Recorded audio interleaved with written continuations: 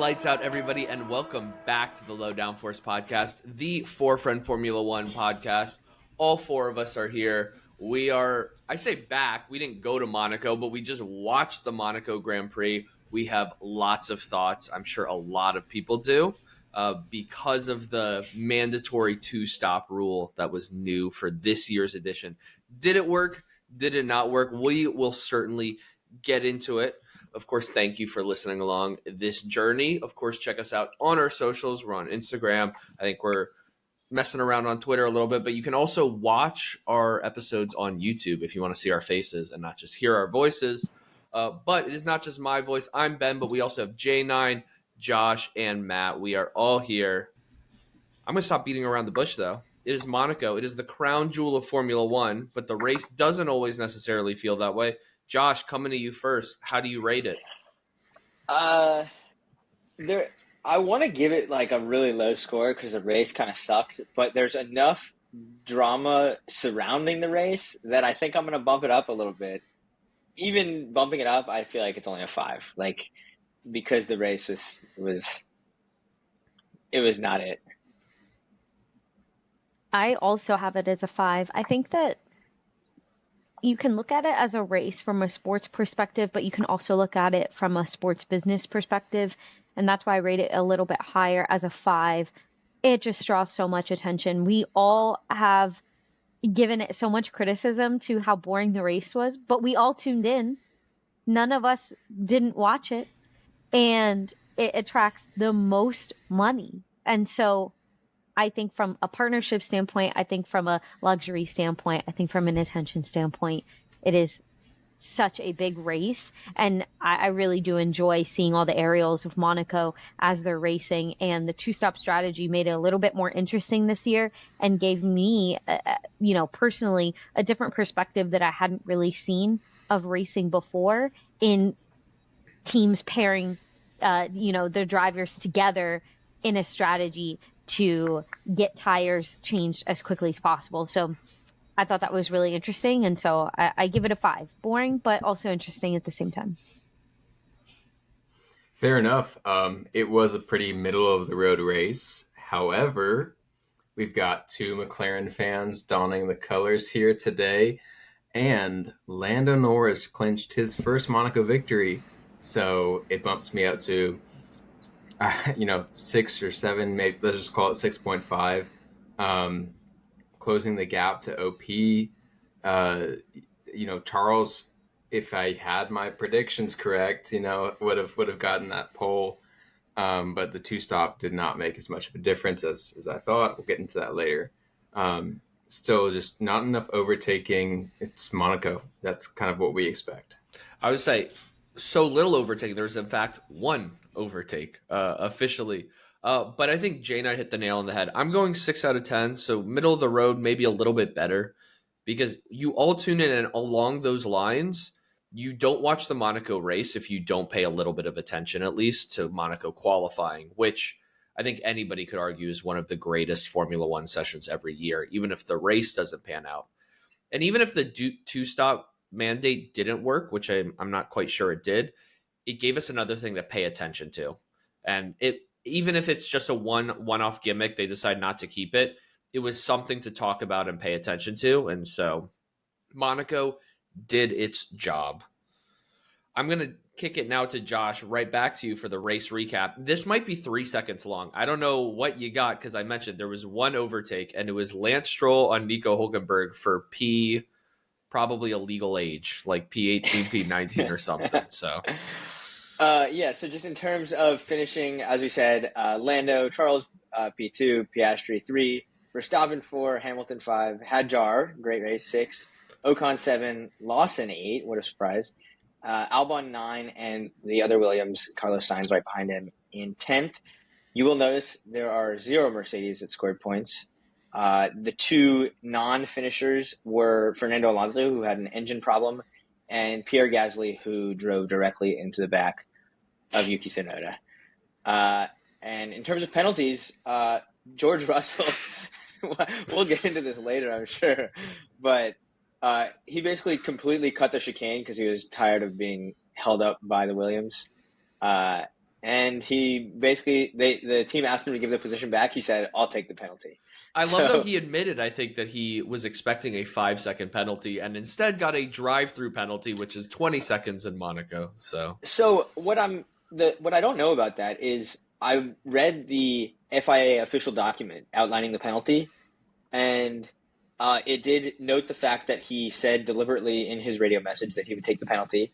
And it says, anticipating that situations such as this might happen during the Monaco Grand Prix, all teams were informed that before the race that the stewards would look carefully at a deliberate leaving of the track at turn 10 to overtake a car or a train of slow cars.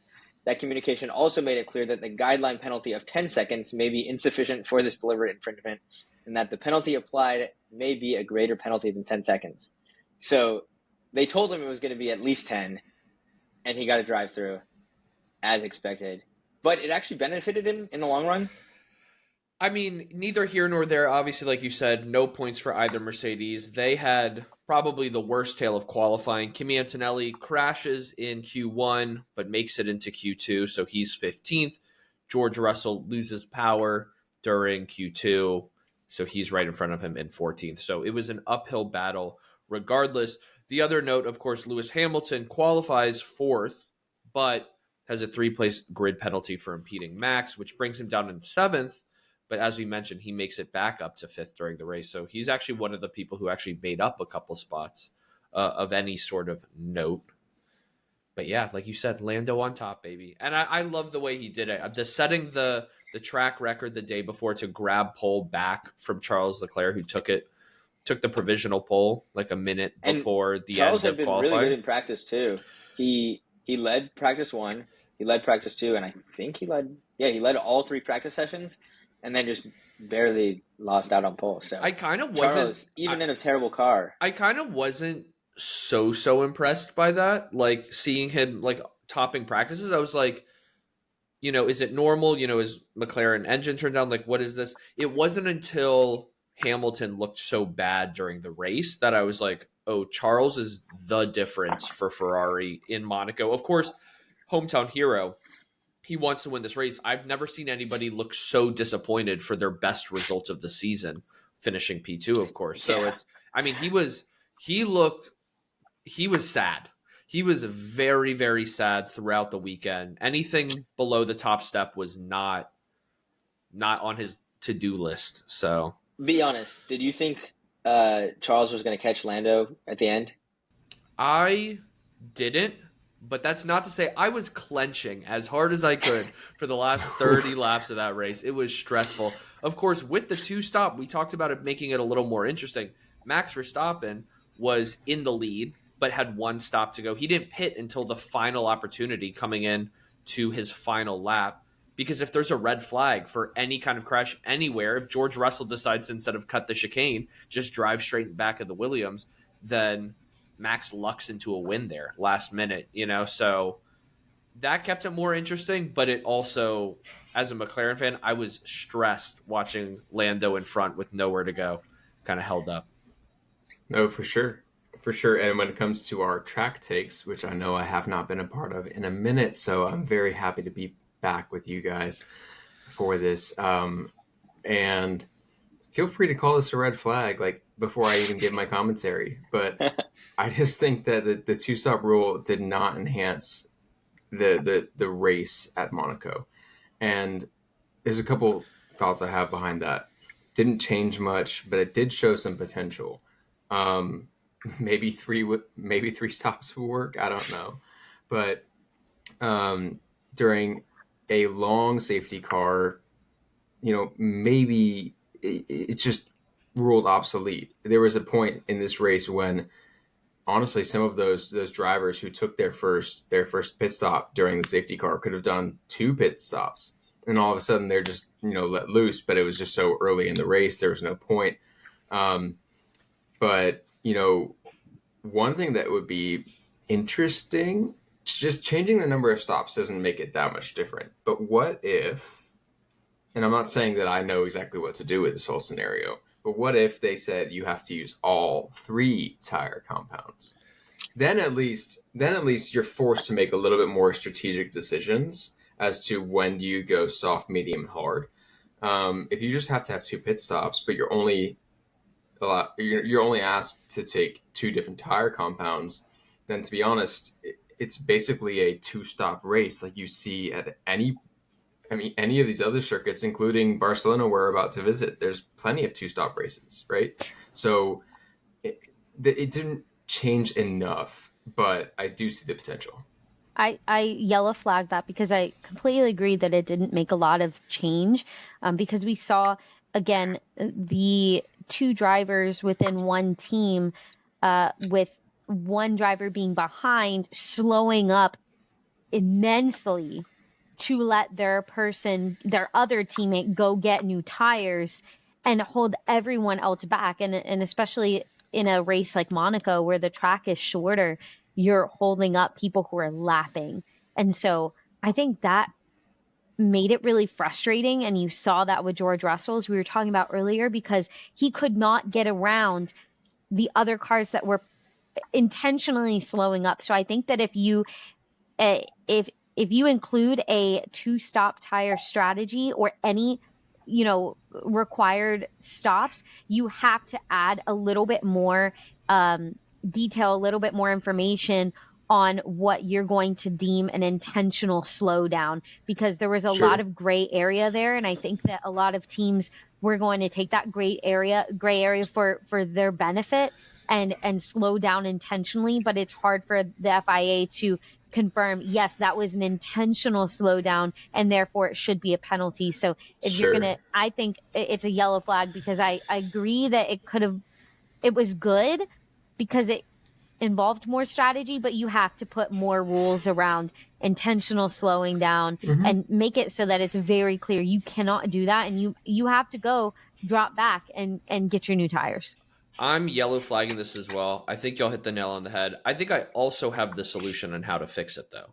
So, J9, I would argue that from the whole point of like a teammate holding up everybody behind, to help their other, their teammate, their driver, like it was arguably worse because now you had people holding up to make 2 pit stops. So they would build the gap, get the pit stop, build the gap again, pit again.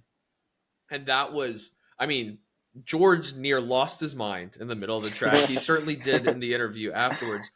But I think that the 2-stop strategy was more successful than we think, or at least hinted towards it, because I think that with all of the 2-stop strategy, Monaco is going to be crazy. It's going to be interesting. I think that there was a huge kind of fan-driven misconception that anything you do to this track makes you're not going to make Monaco easier to overtake. There's nothing you can affect strategy. There is one thing. Well, we'll certainly get to that in a second. I know George certainly had some ideas after the race, but just the nature of the track, even with the cars getting smaller next year, don't expect overtaking to be easy in Monaco. What the 2-stop was trying to do was just make the strategy a little different. Do you pit right at the beginning? Like 4 drivers pitted on lap 1. Max Verstappen took his last pit stop on the last lap. But you're still stuck with teams holding up in the middle. And so I think the solution, 1-stop, 2-stop, doesn't matter. Are any of y'all familiar with the 107% rule? It does not come up a lot. I was going to say the exact same thing. The 107% rule happened way back in the day when it was easier for teams and drivers to enter themselves into Formula One races, when there was less reliability. It hasn't come into effect in a long time, but the 107% rule states that if your time in qualifying is 107% more, so 0.07 more, than pole position, you basically did not qualify. Like you do not get permission to actually run the race. You entered a car that wasn't good enough to compete. And you'll actually see this if you look at documents when somebody crashes in qualifying and doesn't set a time in qualifying. They actually have to be given permission by the FIA to compete, which in the modern age, even when you say, Kick Sauber sucks, they're like less than 1% off in a lot of cases. Like it really isn't that close. And we see in practices, but more so in qualifying, that people get marked by the FIA for driving too slow on a warm-up lap or an in lap. And all of that has to do with a time delta relative to what they say, like the minimum speed you can go around the track is. You just need to institute some kind of 107% rule that applies to the race where the FIA, the teams collect data, and based on the qualifying time, whether it's pole, whether it's P10, whatever, just like track limits, you get you have 3 laps you can go below that minimum speed, and after that you get assessed time penalties.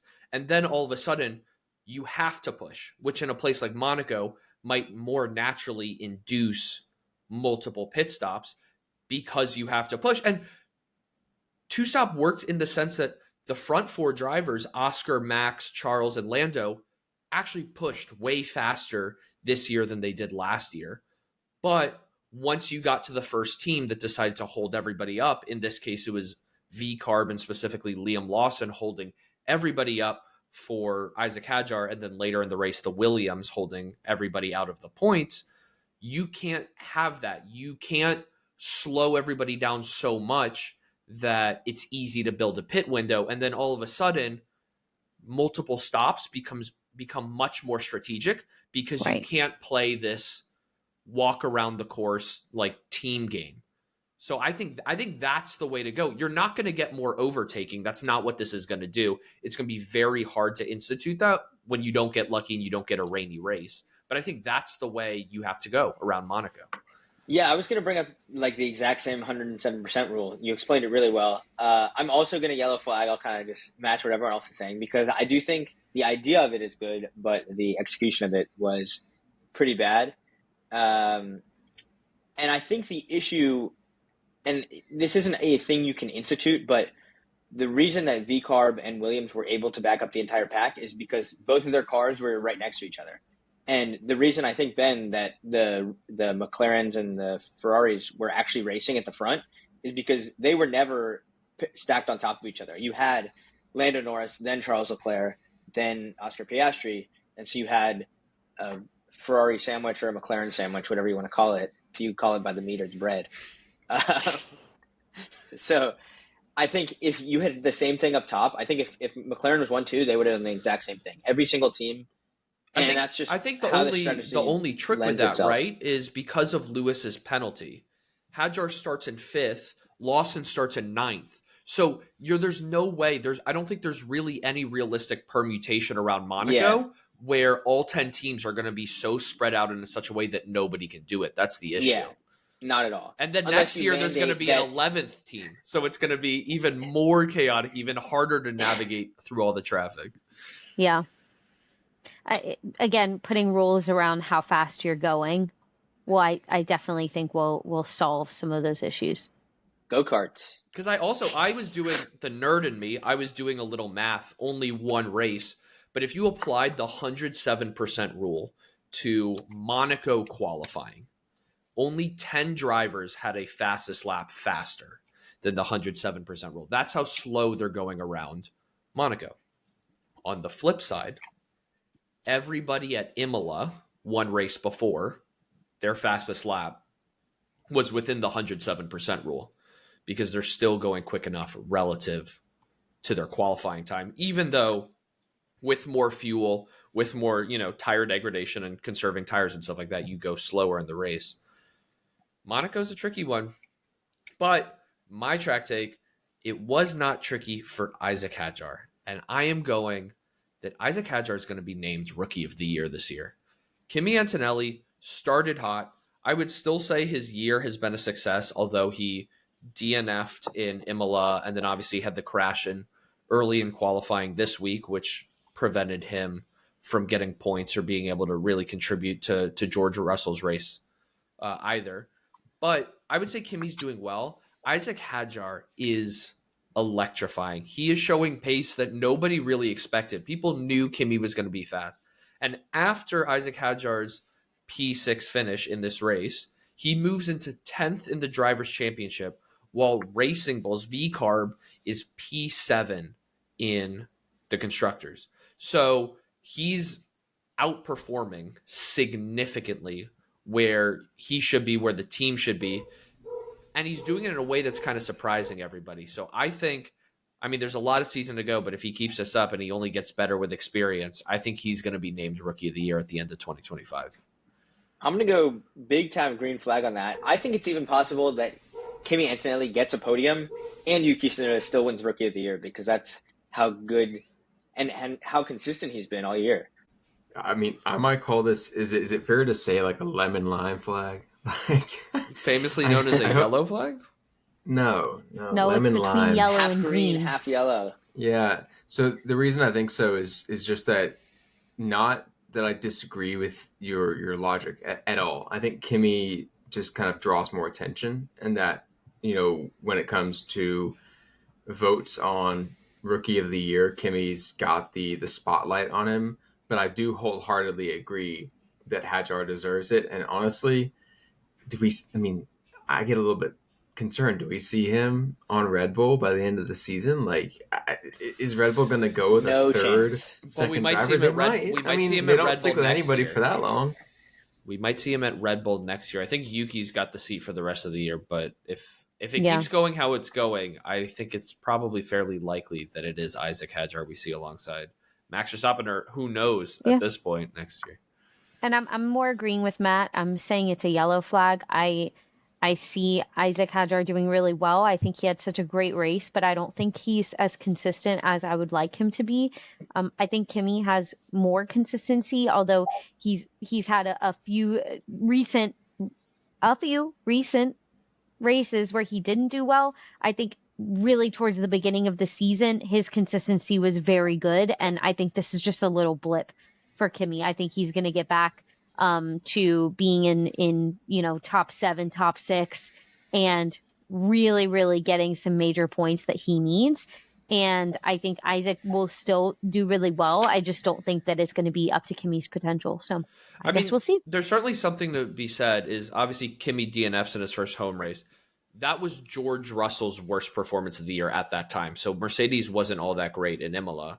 And then we've just talked about it already. George Russell and Kimi were nowhere to be found near the points this past one. So it's just the start of the summer season. We can't be making these types of predictions yet. No, we're trying to stir the pot. We're trying to get people calling us out. The pot has been stirred. Well, my track take is a lot of people are, and we just argued for reasons to do away with Monaco. But my track take is Monaco ain't going anywhere. It's absolutely not going to leave. And it's really because when you look at sports, you have to understand why sports continue. It's not just because of the fandom and like watching a sport is fun. It's a business and people are making money. And especially if it's owned by Saudis, that's important. And so I think that this race attracts so much money. In 2021, they did a study of partnerships and money being brought in solely based, again, on the partnerships. This is not ticket sales. This is not anything. $48 million for one race. And that is significantly more than all the other races. And when you look at ticket sales overall, it's not the top in ticket sales, but it brings in so many premium and luxury ticket options that other races don't have. Like you could say Vegas has some, you could say Miami has some, you can say Singapore has, this is the biggest one. And it brings in so much money, not only to the city and the country of Monaco, but to F1 itself. This is by far the best race from a business standpoint, and you can't get rid of your best income source. It just doesn't make sense. This has to be the easiest green flag of all time. It's heritage in the same way that Ferrari gets paid hundreds of millions of dollars a year by the sport because they are the original Formula One team. They're the only lasting original team. And it's interesting. George Russell made the comment in his post-race interview that, 95% of the people who watch or are there aren't there for the, good racing. And it's like, Yeah, Ask anybody exactly. Ask anybody who's gone to Monaco. They have a great time. Look at us. All of us watch the Monaco Grand Prix every year knowing it's going to be a bad race, and it's still good. Yeah, it sucks if you don't do well in the race, but every driver wants to win it as much as anybody else. You know, everybody's talking about, oh, this is the generational win. This is like where you get carved. And okay, yeah, I'm a little biased. I'm a Lando fan, so it makes it a little more enjoyable for me this year. But I think because the cars next year are not expected to be as fast as this year's cars and all of that stuff, I think it is going to take a little bit of time, but people are going to look back on Lando's qualifying lap this year as the first one to break the 70-second barrier around this track that has been run in some capacity for pretty much 100 years and in Formula One since, 1950. It's one of those things where, okay, your Sunday morning might not have been the most entertaining, but when you look back and when they talk about record books and they talk about legends of the sport, it always gets brought up. Who won the most in Monaco? Who had the, random career but had a legendary Monaco win? It just stands out in the sport. I could not disagree more. I'm red flagging this. Monaco, I agree. The spectacle is there, but the problem is you're going to lose the teams and drivers. They have to develop an entirely new car for this, which, it's useless for the rest of the season. The drivers don't enjoy being there. Alex Albon was like, this was not a fun day to drive. George Russell, we've heard, obviously hated it. Unless you're the winner of this, everybody else is miserable the entire race. Okay, so get good. The drivers are. Yeah, that's not that how it just works. to me. You don't just tell the bad teams to get good. The if teams, it was that easy, quite they would honestly, do it. don't really have a say here. They in absolutely my opinion. do. No. Do you know how much money they're making?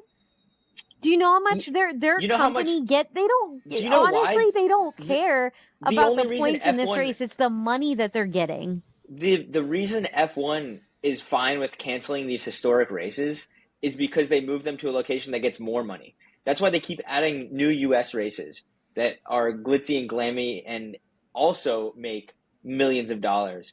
And if someone comes in from the Middle East and says, hey, we'll pay you $100 million for this race, they're going to do that. Why else do you think I they think the crazy do all the thing, races? though, is the Middle East, Monaco's some of the underwater. Some of the Middle East races, though, already pay that much money. Exactly. That's why. J9, why else, I mean, that's but why J9 talks there. about Miami. Miami literally has a fake marina because they want to be Monaco so bad. Because money. No, it's all because money. And if there is a race that comes in that says we will pay you more money, F1 will move it instantly. The drivers don't care about this race, except for winning. The teams don't care about this race because it sucks for development. So of course they would move it. I mean, I was going to green flag this, and I'm not going to red flag it. But Josh, a couple of points that you made do stand out to me, and what I think is very important is that we recognize J9's point of the location, the city, right? The city is what, and the culture there. Having been there, I mean, it makes perfect sense why there's a race there. It is such a small country. It is literally like a hillside. That is the entire country. I'm not joking. But it's a lot of money being brought in. Now, what they may need to do, to your point, Josh, is consider, because again, having been there, these are not the only streets in Monaco. You can have a race that includes a lot of this similar circuit, but bring it maybe through a different area. Maybe that instead of moving it to a different country, a different city, you just change up the circuit. That'd be sick. Different track every year in Monaco. You got 3 practice sessions to learn the new track. At least for now, Monaco is not going anywhere.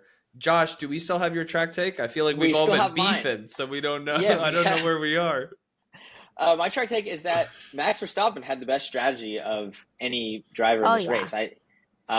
His Yuki Tsunoda was nowhere close to him, so he couldn't play the pit stop teammate game. And he was just waiting out a red flag. Ben, you were mentioning it earlier. And so he was just hoping for the best. It's Monaco. People crash into walls all the time. So yeah, I would say this didn't gain him any positions. This is a green flag. I would argue that obviously being pole matters everything in this race, but from a strategic standpoint on race day, if you're in first, you're just scared that you're going to mess it up, because if you're the one person who blows it from the lead in Monaco, it doesn't happen super often. I think this year meant 15 of the last 21 races in Monaco have been won from pole. I would argue that kind of 3, 4, 5, 6, that like fighting for the podium, they probably have the most fun with strategy, because they don't have as much to lose as kind of the front row two drivers, especially the driver on pole, but they're still competing for meaningful points. Lando can't hang it out until the last lap, for his second pit in case something goes wrong in the pits, anything like that. Max has that advantage to do it. He's in best position to kind of just hope for the red flag. And that's the other thing too, right? A red flag happens and Max wins this race, and are people saying, oh, the two-stop strategy worked? Or are people saying, well, that was like a very unearned win because, you were just happened to be the one still in front because you hadn't taken your pit yet. It all comes down to strategy. I think that's the thing that people lose sight of at Monaco, because it's so bad at overtaking, that people associate overtakes as the only way to achieve good races. And obviously more overtaking is more exciting. It's more entertaining. But from the teams, from the pit crews, from the race engineers, the strategy is ever vital in Monaco, because one mistake ruins a race completely. So, yeah, I mean, Red Bull could roll the dice, and they certainly did. It just happened to be a year, no red flag. Yeah. I have to echo that green flag there. I mean, Ben, you hit the nail on the head. And just, if there's anything I can say about it, there's some races where you're better off starting second. Like Max was just in a good position, but he still had to make the right decisions, right? And so green flag all the way. Absolutely. You take the chance when you have it, and at that point it just didn't work out this week. But I would have lost my great. shit. I would have lost my shit if Max won that race because of a red flag right at the end. Maybe Yuki Tsunoda should have crashed on purpose to help his teammate. Oh, no. Sound a little familiar? Little crash gate. No, I would expect the Alpines to do that under the helm, of course, of Flavio Briatore. Check out one of our previous episodes talking about him. He involved in, obviously, the biggest scandal in Formula One history. But we're riff-raffing. It is time to wrap it all up with our top and flop of Monaco. I'm really curious who y'all picked, because half the grid is always anonymous in Monaco, and then it seems like the other half kind of steals everything. So let's go to J9. I feel like you've been heated tonight. I want to hear who your top is. It's really difficult to say. My top is honestly Hamilton, and that's gonna shock that I go for Hamilton, but I think he drove really well, and it's really hard for someone. What? He lost a place at Monaco. He lost a place? He gained. Yeah, I was like, wait, what? I was looking at the qualifying and the race, and obviously he got the penalty, and I'm just an idiot. Rough. Yeah, and honestly, the qualifying penalty was not his fault. It was his race engineer's fault for telling him that Verstappen was slowing down, and that sucks for him. Like, there's nothing that he could have done if his race engineer's in his ear telling him to slow down. And so I think to gain positions in Monaco, that is a huge feat. Like, that is very difficult to do, and he gained 2, and that's pretty impressive. And so I want to say Lando, I want to say Charles Leclerc. Obviously he got better position than Lewis Hamilton, getting second versus Hamilton's 5th, but I got to give it to Hamilton for getting up 2 positions. That's very big and something that really is not often seen, and to just drive that well throughout the day was impressive. So I will give him my top. I'm going to piggyback off of you and go Ferrari as a whole. Yeah. Unfortunately, because this track is so different than others, I don't think it's really very forwardly looking, like positive for Ferrari still, because we've had a lot of struggles. But Ferrari is now only 5 points from second place in the constructors. We're still in 4th right now, but the gap is narrow, and this was huge points that Ferrari has desperately needed. So Isn't my this thought. like the weirdest feeling? Best Ferrari performance of the year. I mean, Lewis is pissed at his engineer. Charles couldn't be less happy about It's the finishing Ferrari P2. experience. I have gone, I mean, I got to give it to the guy on the top step. I got to give it to Lando Norris because he's been on the back foot most of the season. He keeps getting outshadowed by Oscar Piastri, who's been doing a brilliant job capitalizing and qualifying, capitalizing during the race. And at some point, Lando had to put in a performance that would A, get his confidence back, and B, start to change the narrative. But it's not like we've all talked about. Winning in Monaco in some ways is easier than other places if you can stick it on pole. But to me, it's the way Lando won this weekend. You already talked about it, but he sets the track record. He becomes the first lap to ever go under 70 seconds around Monaco, which watching all the onboard cameras, some of the aerial shots, it's insane.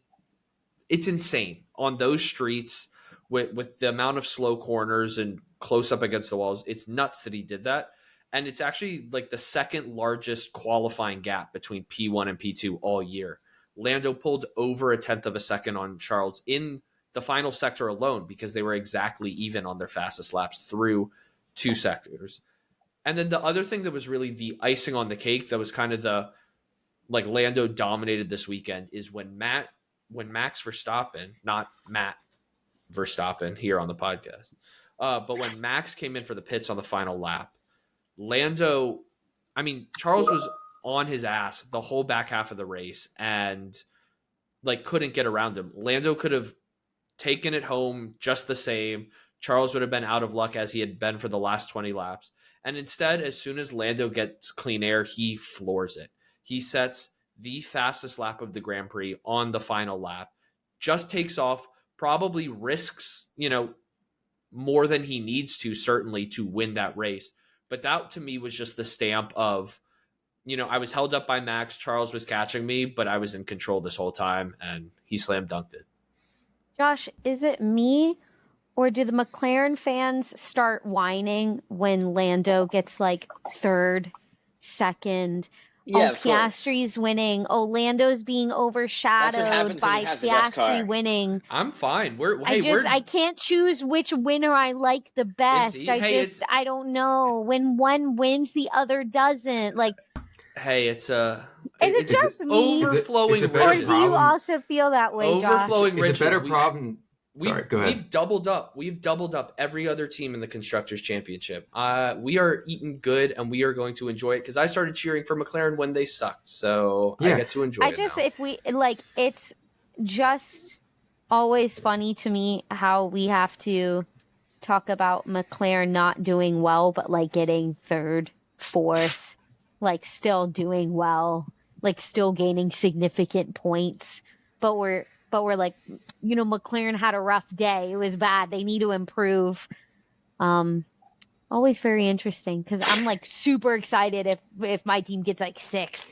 We're having a good day. But 5 years ago, 6 years ago, as the Mercedes fan, you would have been, coming off of 7 straight Drivers' Championship, Constructors' Championships. I wouldn't have said Lando's been having a tough time being overshadowed by Piastri. He's still been doing well. He's been great. Let's be grateful significant points. Let's be grateful we don't have a Red Bull fan on this podcast. Because honestly, that would have been like the story of like last season, at least for the first half of it. And before I get to mine, which does just kind of ring true with what everybody's saying right here.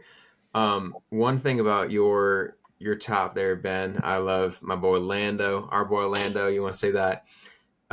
The race in 2008 when Lewis Hamilton won was May 25th, literally to the day 17 years prior. And that means that within a year from now, the kids who you could have been born the day the Monaco Grand Prix was last won by McLaren, and now it comes back home, and those kids can vote. You want to know the better year. stat? The better Reddit stat I saw on the internet is the last time McLaren won Monaco, it was also on May 25th, 2025, by Lewis Hamilton, who went on to win the Drivers' Championship that year, the only other race he had won before Monaco that year was the Australian Grand Prix, which is exactly what Lando Norris had done. So is it written in the stars? We shall see. Miami, bro. Yeah, and to wrap it up, I mean, McLaren as a team was... No, you said Australia, but I knew he had won Miami before. I know you were talking about this season, but the way you made it sound like I meant like Australia was in his the first championship win. in the championship season. You know. Oh yeah, but I mean, McLaren is my top, and yet I don't disagree with you, J9. Like, yeah, we really can't bitch over here. Like, oh my gosh, you do. What our favorite driver on our team got third, but the other driver on our team got first. Boo hoo. Yeah, exactly. Not everyone can win. Yeah, Can no, they I get tie? that. I get that. Can't we have a 20-way tie where they hold hands as they drive across the finish line every race? Yeah, but no, I mean the reason that I think that McLaren is deserving of a top for me is just because it is astounding. Like, you still don't even know the Drivers' Championship is 3 points difference right now. I mean, just you don't know which driver is going to win the next race. Oscar could win in Spain, and then Lando could win the race after, and Oscar could win the race after, and Lando could win the race and after. Then Max Verstappen dominance. I mean, Josh, we're gonna have a podcast after this to talk about non-McLaren teams.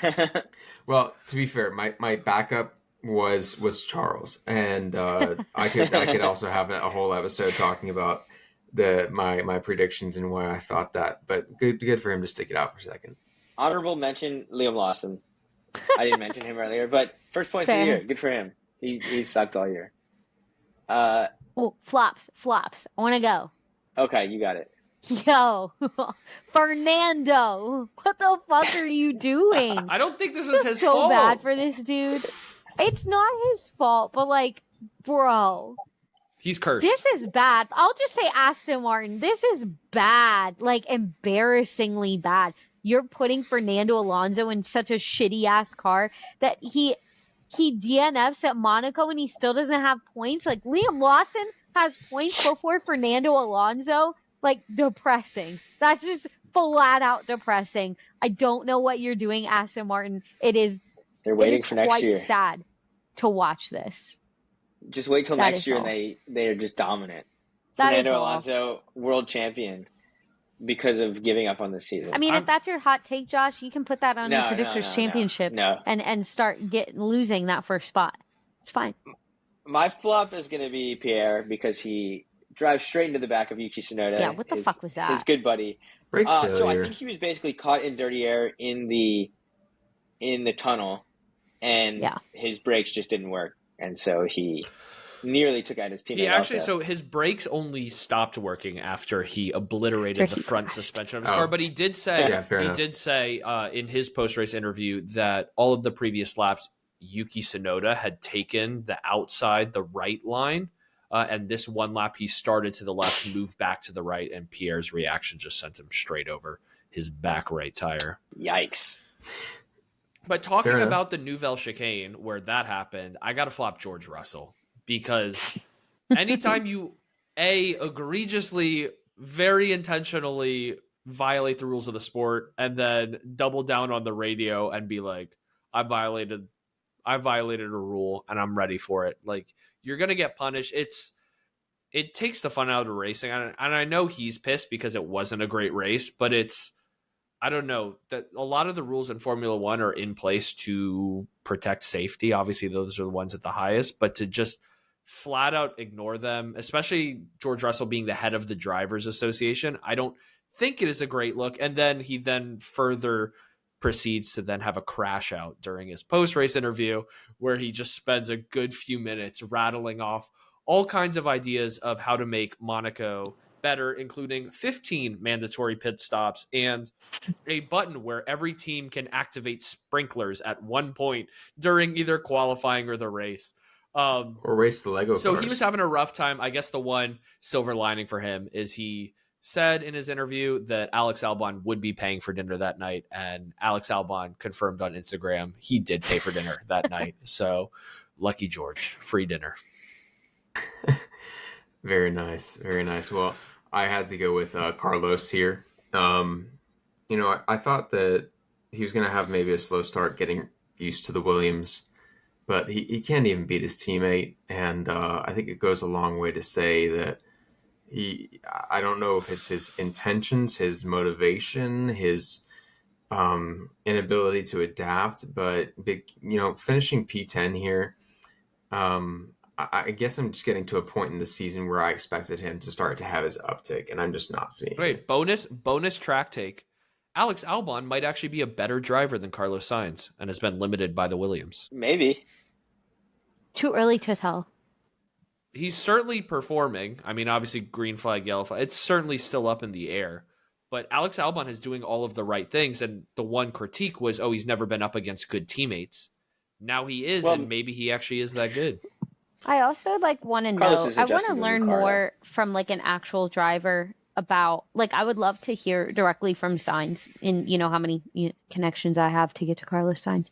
0. Here, let me zoom him in real quick. No. Yeah. Let me text. For confirmation, I have 0 connections to that.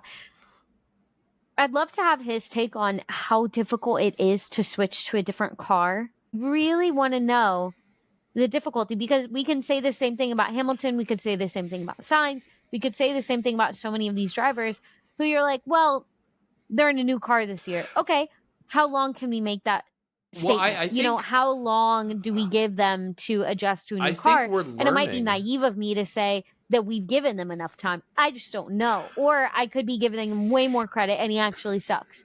That I don't know. So I can only yellow flag that because I don't have enough knowledge to really, I've never driven in that kind of scenario. I've driven a new car, but I go faster in my current new car than I did before. Shout out Mercedes versus Subaru. But, I think we're learning in real time. I mean, Lewis Hamilton is still on the back foot compared to Charles. And obviously, he was over a decade with the same team going up against Charles, who's been Ferrari's golden boy for over half a decade now. I mean, Lewis Hamilton is the statistical GOAT of the sport. I don't think anybody can realistically say he's washed or he's just dropped off or all that stuff. I think we're seeing in real time that it takes a lot more time than these guys want to admit to. Yeah, well, who's not doing good is you in the Predictor Championship. Ooh. All right. Yeah. All right. Bang, roasted. Another week where Ben scored 0 points. Sorry to say. Jane and I both got 2. We both predicted Lando for pole and to win the race. And Matt, I had you down for 0, but I see you might have some debate here. There's not much of a debate. You look at the facts. You listen to the last episode, brother. So I had written down dirty, that man. Your hot take was 2 rookies crash, 2 rookies top 8. Yeah. And so I could have been more specific, but my exact words were, this weekend 2 rookies will crash. And to J9's point last episode, if I had specified 2 rookies crash in the race, maybe that would have made it a hotter take, right? I did leave it kind of open. But between Antonelli's crash in qualifying, Bortoletto's crash in the race, Lawson and Hadjar in the top 8, you're going to give me that valid. 3 points. And that's... Can I vouch for my hot take too? Because I said what's your hot take? 2 in quali and 2 would not finish the race, but I said it was from crashes. And instead we had... 1 crash, 1 technical issue in both the race and quali. You literally said instead, so no. What? Wait, you use the word instead, and that signifies that it's a no, that it didn't happen. Yeah, but your words were crash, not DNF, right? Or did you say DNF? It depends on which. I think I said in quali it would be 2 crashes, and in the race it would be 2 DNFs. So no, you gotta go by the words. Does not happen. Anyway, you do not get the point. I got lucky because you guys said that Lawson counted as a rookie. I was fully prepared for you to say no. The important part of this is that Ben got 0 points and remains in last. I have 17 points way out in the lead. Matt, with your hot take, you stay in second with 10, or with 14. J9 has 10. Ben, You are now in last place. Don't with you 9. worry. You got passed. Don't you worry. You should be worried. Why? You're 6 There's points, so much 8 time. points out the lead. We are exactly a third of the way into the season. And I would say first place having 17 points is not a great showing from any of us. So there's certainly plenty of time to perform. As we've talked about, there have been some great drivers in Monaco. There have been some bad drivers, but the slate is wiped clean and very quickly because we head to Barcelona, the final time we head to Barcelona for the Spanish Grand Prix. It is the last leg of a triple header that officially kicks off the European summer. And then Josh and I get to go to Montreal, see it happen for real for the first time.